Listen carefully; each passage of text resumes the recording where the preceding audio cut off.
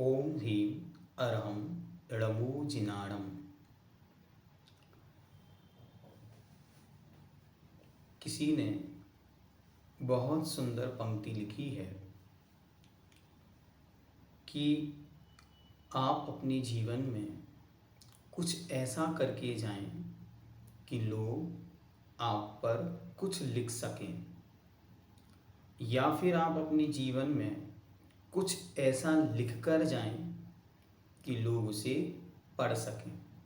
तभी आपकी कीर्ति इस जगत में सदा सदा के लिए व्याप्त हो जाएगी। अन्यथा जातो ध्रुवस्य मृत्यु, अर्थात जन्म लेने वाला नियम से मृत्यु को प्राप्त होता है। लेकिन कुछ जीव इतनी विशेष पुण्य को लेकर होते हैं, इतने पुण्य कृत्य अपने जीवन में करते हैं, जिसके कारण उनकी कीर्ति इस लोक में अमर हो जाती है। उन्हीं अमर कीर्तियों में से एक नाम है आचार्य भगवंत सिद्धांत चक्रवर्ती श्री नेमिचंद देव। आचार्य भगवंत नेमि के समान, अर्थात इसे धर्म रूपी चक्र को चलाने के लिए, किसी लौकिक चक्र को चलाने के लिए नेमि की जरूरत होती है, वैसे ही आचार्य भगवंत नेमिचंद देव ने अच्छी तरह सठखंडागम रूप आगम ग्रंथों का अध्ययन करके जिन शासन के रथ को खींचने वाले स्वयं नेमि बने, और उन्होंने अपने जीवन में इतना अलौकिक साहित्य लिखा कि वे सदा सदा के लिए इस धरती पर अमर हो गए। और फिर उन पर आचार्यों ने इतना जीवन में लिखा, पढ़ा, समझा कि वे एक विराट व्यक्तित्व के समान संपूर्ण जगत के गौरव बन गए। ऐसे आचार्य भगवंत नेमिचंद देव की पवित्रतम रचनाओं में 4 रचनाएं सृष्टि पर सिर मोहर की तरह हैं। गौमटसार जीवकांड, गौमटसार कर्मकांड, लब्धिसार और छपनासार और त्रिलोकसार, ये आचार्य भगवंत की पंचरचनाएं आचार्य भगवंत को इस सृष्टि पर युगों युगों के लिए अमर कर गए। आचार्य भगवंत नेमिचंद देव अपने जीवन के एक महानतम साधक तो थे। महानतम साधक होने के साथ उनमें अपूर्व कलाएं थीं, अलौकिक कलाएं थीं, जिन कलाओं के प्रभाव से गोमटेश्वर बाहुबली महास्वामी जैसे भगवान की प्रतिष्ठा उज्जवर के मंगल सानिध्य में हुई, और गौमटसार जीवकांड कर्मकांड जैसे ग्रंथों की रचना भी आप श्री के पवित्र कर कमलों से हुई। दोनों एक तरफ गोमटेश जिन शासन में अरिहंत की महिमा को बढ़ा रहे हैं, तो गौमटसार जीवकांड जैन सिद्धांत की महिमा को बढ़ा रहे हैं। इस ग्रंथ के रचयिता श्रीमन नेमिचंद सिद्धांत चक्रवर्ती हैं। आप पूछ सकते हैं कि सिद्धांत चक्रवर्ती का क्या अर्थ है? तो आचार्य भगवंत ने स्वयं ग्रंथ के अंत में लिखा कि जैसे चक्रवर्ती ने 6 खंडों पर विजय प्राप्त की थी, ऐसे मुझने या मैंने आगम रूपी 6 खंडों को बतलाने वाले सठखंडागम सिद्धांत पर विजय प्राप्त की है। तो जैसे भरत खंड के 6 खंडों पर विजय प्राप्त करने वाले को चक्रवर्ती कहा जाता है, वैसे ही सिद्धांत, आगम और धर्म के 6 खंडों के अधिपति होने से आचार्य भगवंत नेमिचंद महाराज को सिद्धांत चक्रवर्ती कहा जाता है। एक बार आचार्य भगवंत अच्छी तरह सिद्धांत ग्रंथों का अध्ययन कर रहे थे। आपने अपने जीवन काल में भगवान पुष्पदंत भूतबली महाराज द्वारा रचित सठखंडागम सूत्रों का गंभीर मनन पूर्वक पारायण किया था। आपने अपने जीवन में उनके सूत्रों को कंठस्थ हृदयस्थ किया था। एक बार आप बैठकर अपने शिष्यों के साथ इन ग्रंथों का अध्ययन कर रहे थे। उसी समय उस देश के सेनापति श्रीमान चामुंडराय जी, जिनके घर का नाम गोमटेश था, गोमट नाम था, गोमटेश, बाद में बाहुबली की प्रतिमा उनके नाम से प्रचलित हुई। उनका नाम था गोमट। गोमट शब्द का अर्थ होता है सुंदर। कर्नाटक का यह शब्द है और इसका अर्थ होता है सुंदर। तो वे गोमटेश्वर, जो बाहुबली भगवान की जो प्रतिष्ठा हुई, वो उन्हीं के नाम से प्रसिद्ध हुई थी। गोमट के ईस मतलब होता है भगवान, इसलिए बन गए वो गोमटेश्वर। तो ऐसे ही वे चामुंडराय जी आचार्य महाराज के दर्शन करने पधारे। जैसे ही वे आचार्य महाराज के दर्शन करने पधारे तो आचार्य भगवंत ने जो स्वाध्याय चल रहा था उन ग्रंथों को बंद कर दिया।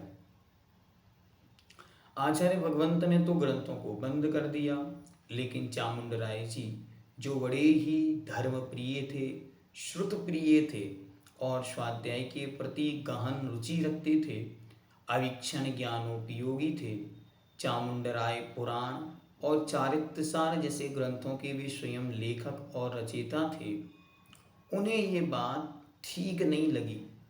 उन्हें ऐसा लगा जैसे महाराज ने हमें सिद्धांत बतलाने से या ग्रंथ को बतलाने से मना कर दिया। उन्होंने आचार्य भगवंत को निवेदन किया, हे स्वामी, मुझसे कोई अपराध हुआ क्या या कोई दोष हुआ हो तो मुझे क्षमा करें और ये सिद्धांत मुझे सुनने की आज्ञा प्रदान करें। तब आचार्य भगवंत, जो स्वयं सिद्धांत के पारगामी थे, उन आचार्य भगवंत ने अच्छी तरह उन्हें कहा कि हे श्रीमान, यद्यपि आप विद्वान हैं, बुद्धि से प्रवीण हैं, अवीक्षण ज्ञानोपयोगी हैं, लेकिन फिर भी सिद्धांत ग्रंथों का अध्ययन सामान्य गृहस्थों को वर्जित है। तो उन्होंने कहा, महाराज, यदि ऐसा होगा तो फिर सिद्धांत का जानकार कोई रहेगा ही नहीं। मुनि वर्ग के अलावा अन्य लोगों को सिद्धांत का अध्ययन कैसे संभव हो, आप उसका मार्ग बतलाइए।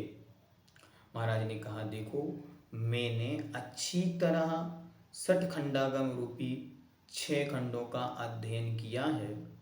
सठखंडागम के 6 खंड कौन से हैं? जीव स्थान, खुद्दाबंद, बंद सौमित्य विजय, वेदना खंड, वर्गणा खंड और महाबंद। इन सब का मैंने स्वयं अध्ययन किया है। अगर आप चाहते हो तो मैं इनमें से कुछ सारभूत बातें आपको दे देता हूँ। वे कहते हैं, महाराज, आप मुझे तो दे देंगे, लेकिन आने वाले समय के लिए इसकी सुरक्षा और रक्षा कैसे होगी? तो महाराज ने कहा, ठीक है, यदि आपका ऐसा भाव है तो फिर हम इसी को अच्छी तरह संग्रहित कर देते हैं। तब उन्होंने उसको अच्छी तरह जो पढ़ा हुआ था और उस अध्ययन की दृष्टि से उन गोमट राय, जो गोमट के स्वामी थे, उनकी दृष्टि से, उनके निमित्त से कुछ गाथाएं पहले जीव स्थानों को बतलाने वाली, गुण स्थानों को बतलाने वाली संकलित की और फिर कर्म सिद्धांत की गाथाएं संकलित की। जो जीव स्थान बतलाने वाली गाथाएं, गुण स्थान, मार्गणा, पर्याप्ति, प्राण, उपयोग आदि की चर्चा हुई, उसे नाम मिला जीव कांड, अर्थात जीव का वर्णन करने वाला या जीव का अध्ययन, अध्याय, चैप्टर। और जिसमें कर्म संबंधी चर्चाएं लिखी उसका नाम दिया कर्म कांड। ये लिखी किसके लिए गई थी? ये गौमट के लिए लिखी गई थी और सार में लिखी थी, इसलिए उनका नाम पड़ गया गौमट सार जीव कांड और गौमट सार कर्म कांड। नेमिचंद आचार्य ने अपने विषय के असाधारण विद्वान थे। आप देशीय गण के प्रसिद्ध आचार्य और गणित शास्त्र के प्रकांड विद्वान थे। आपको गणित का अनुपमीय ज्ञान था। गौमट सार पर कई विद्वानों ने टीका लिखी है। श्री माधवचंद आचार्य त्रिविद्य ने तो आपको 4 अनुयोगों के पारगामी और भगवान कहा है। उन्होंने अपनी टीका में लिखा कि आप तो चारों अनुयोगों के पारगामी और साक्षात भगवान के समान थे।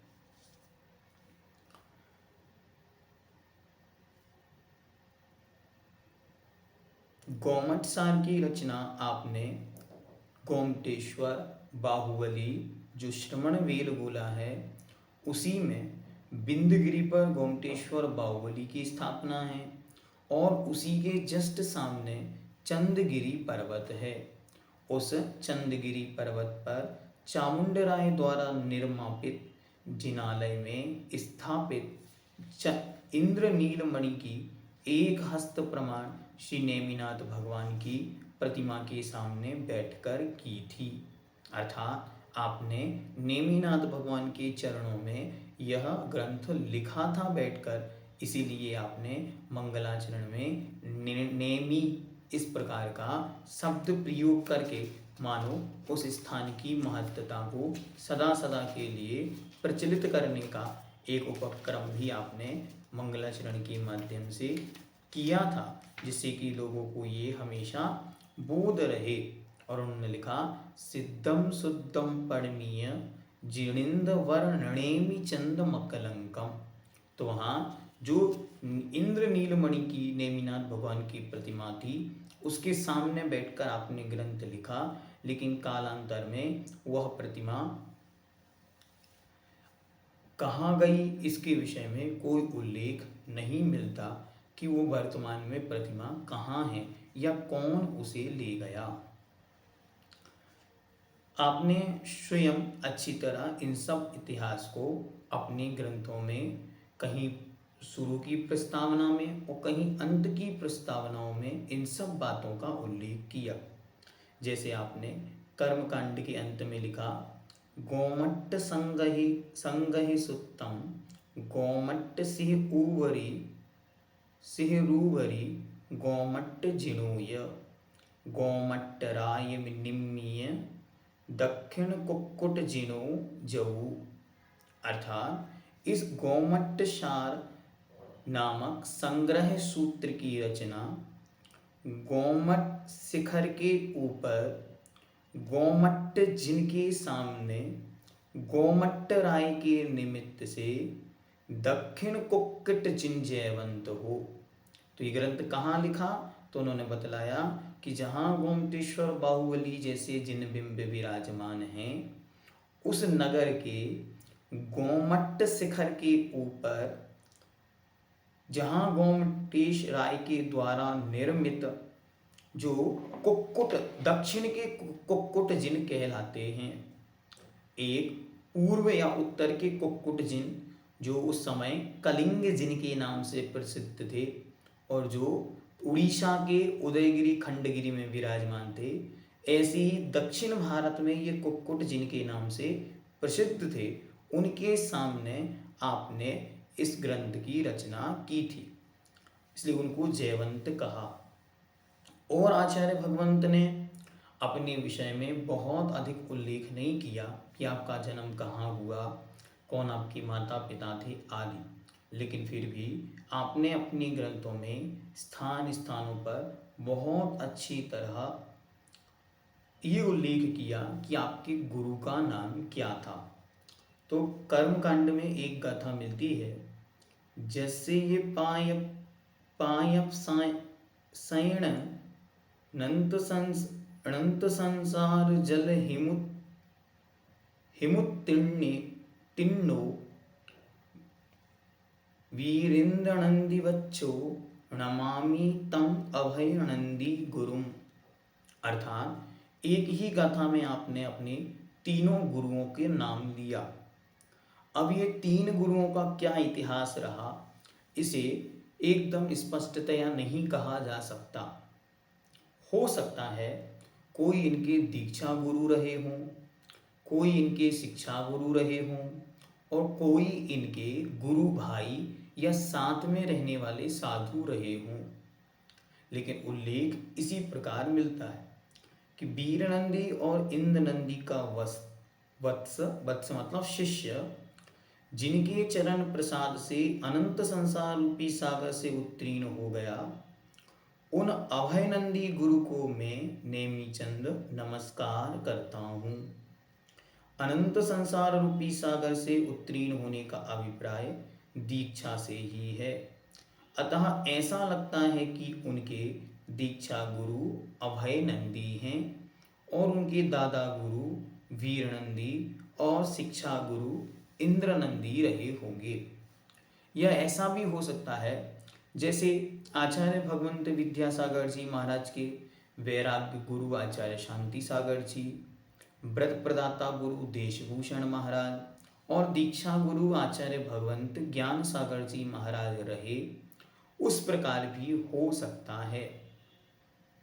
और एक संभावना ऐसी भी बनती है जैसे हम सबको अध्ययन के क्षेत्र से जोड़ने वाले साक्षात परम गुरु निर्यापक श्रवण मुनिपुंगव सुधासागर जी महाराज हैं, और उनके गुरु अर्थात हम सबके दादा गुरु आचार्य भगवंत विद्यासागर जी महाराज हैं। अब हम सबको उन दोनों का बराबर सानिध्य मिला, तो हम लोग अपने गुरु के रूप में उन दोनों का उल्लेख करते आए हैं। अब साथ में ही आचार्य भगवंत विद्यासागर जी महाराज के देवलोक गमन के पश्चात आचार्य भगवंत समय सागर जी महाराज पट्टाचार्य के रूप में नियुक्त हुए। तो जो सम्मान, जो पद की गरिमा आचार्य भगवंत विद्यासागर जी महाराज के प्रति थी, वही गरिमा आचार्य भगवंत समय सागर जी महाराज के प्रति है। तो वही सिस्टम यहाँ पर बनेगा कि वीरनंदी, इंद्रनंदी और अभयनंदी, आचार्य भगवंत विद्यासागर जी, आचार्य भगवंत समय सागर जी और निर्यापक श्रवण मुनिपुंगव सुधा सागर जी महाराज। तो जब हम लोग अपने गुरु का उल्लेख करेंगे तो इसी रूप में उनका उल्लेख मिलेगा।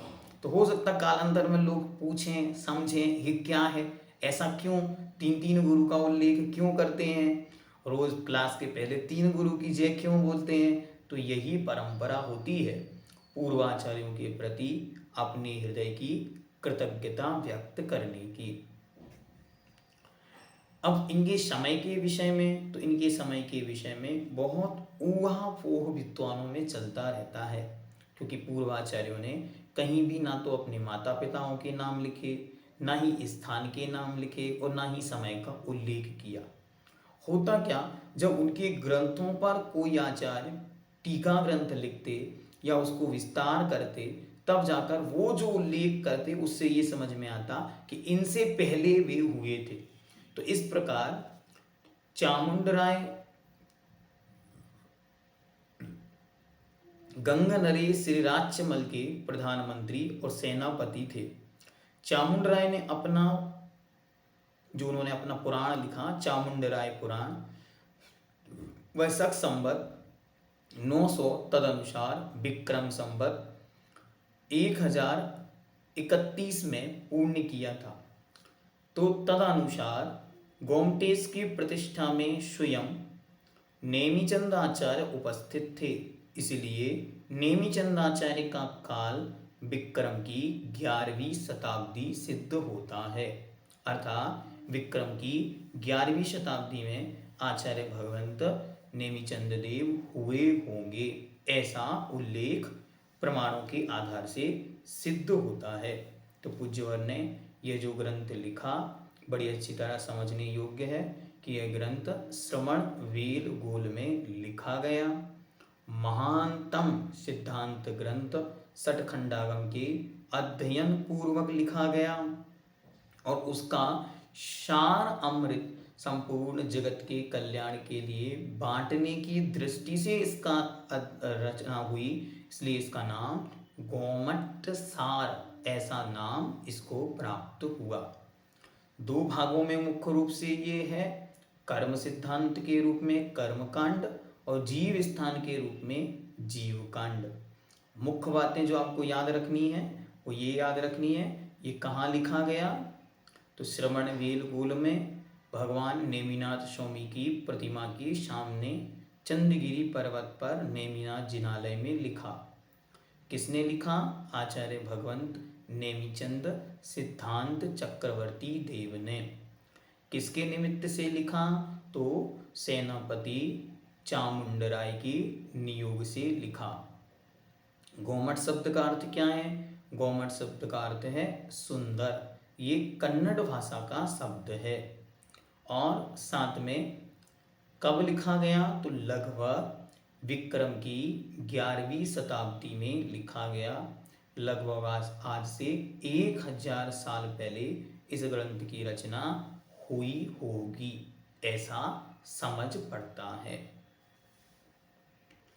गोमट सार कर्मकांड जीवकांड के समान ही गंभीर और गहनतम विषय लब्धिसार में जो जीव को सम्यक्त की उपलब्धि के लिए पांचों लब्धि परिणाम होते हैं, उन लब्धि और परिणामों की चर्चा बहुत सुंदर तरीके से आचार्य ने की है। और छपना सार में कर्मों के क्षय का क्रम और उनकी विशुद्धि आदि का वर्णन, छपना का अर्थात क्षय का स्वरूप, उपशम आदि का स्वरूप वहाँ पर बहुत अच्छी तरह से आचार्य भगवंत ने किया। और एक और इनकी रचना मिलती है त्रिलोक सार। त्रिलोक सार में नाम से ही समझ में आ रहा है, 3 लोक का वर्णन आचार्य भगवंत ने बहुत सुंदर भाषा में सरलतम तरीके से किया है। इन सब में वर्णित गणित से आचार्य का गणित का अपना ज्ञान सामने प्रकट होता है कि कितनी बड़ी गणित के ये विद्वान रहे होंगे। साथ ही आचार्य भगवंत नेमिचंद देव ने परंपरा का संरक्षण किया और मूल आगम मूल ग्रंथों को जगत के सामने प्रकाशित किया। इसलिए भी ये ग्रंथ अपने आप में महत्वपूर्ण हो जाते हैं। अब हम सबको क्या करना है? हम सबको इसके अध्ययन में निरंतर विशुद्धि बनाकर रखनी है, क्योंकि जितना महान ग्रंथ है उतना महान हमारा समर्पण हो, कृतज्ञता हो और विशुद्धि की भावना हो। अष्टमी और चतुर्दशी के दिन इस ग्रंथ का अध्ययन ना करें, ऐसा पूर्व में नियम आचार्यों के द्वारा बनाया गया है। उसी को हम पालन करते हुए अष्टमी और चतुर्दशी के दिन इस ग्रंथ का अध्ययन नहीं करेंगे। यद्यपि अब यह YouTube के माध्यम से उपलब्ध हो रहा है, तो फिर भी आप सभी प्रयास करेंगे कि इस ग्रंथ का अध्ययन यत्र तत्र यहाँ वहाँ बैठकर ना करें, व्यवस्थित स्थान पर बैठकर ही इसका अध्ययन करें। घूमते फिरते यहाँ वहाँ चलते फिरते ट्रैवलिंग में इसका अध्ययन ना करें। साथ ही जब इसका अध्ययन आप प्रारंभ करें तो कोई एक नियम और संकल्प लें कि जब तक यह ग्रंथ पूर्ण नहीं होता तब तक के लिए हम इस वस्तु का त्याग करते हैं, उपधान स्वीकार करें। ग्रंथ के अध्ययन के पूर्व अच्छी तरह मंगलाचरण करके 3 बार ग्रंथ को नमस्कार करके पूर्व आचार्यों का स्मरण करके यदि संभावना बने तो सिद्ध भक्ति श्रुत भक्ति पढ़कर ही ग्रंथ का अध्ययन प्रारंभ करें। यदि शुद्ध भक्ति सिद्ध भक्ति आदि का पाठ आप नहीं कर पाते हैं तो कम से कम भावना करें कि मैं सिद्ध भक्ति शुद्ध भक्ति पूर्वक इस ग्रंथ का स्वाध्याय प्रारंभ करता हूँ। और ग्रंथ के अंत में आचार्य भक्ति का पाठ करें। यदि ना कर सकें तो कम से कम लास्ट में आप अच्छे से अज्ञानतिमिरान्धानां ज्ञानाञ्जन शलाकया चक्षुरुन्मीलितं येन तस्मै श्री गुरुवे नमः। अर्थात हम उन सब परम गुरुवे परम्पराचार्य गुरुभ्यो नमो नमः इतना बोलकर उन पूर्वाचार्यों के प्रति अपनी कृतज्ञता अवश्य ज्ञापित करें। और भावना ये भाई कि जैसे ये जिनेंद्र भगवान का सिद्धांत हम पढ़ रहे हैं वैसा हम अपने आचरण में धारण करें और शीघ्र व्रती बनकर और सठखंडागम आदिक ग्रंथों का अध्ययन भी हमें प्राप्त हो। धवल, जय धवल, महाधवल, महाबंद और सठखंडागम आदि को पढ़ने की आज्ञा जिस प्रकार ग्रंथों में वर्णित है उस अवस्था को प्राप्त करके हम सभी इस ग्रंथ को पढ़ें। मैंने जब इस ग्रंथ का अध्ययन किया तब मैं क्या करता था, अच्छी तरह व्यवस्थित अभिषेक पूजन करके उन्हीं शुद्धि के वस्त्रों में इस ग्रंथ का अध्ययन किया करता था।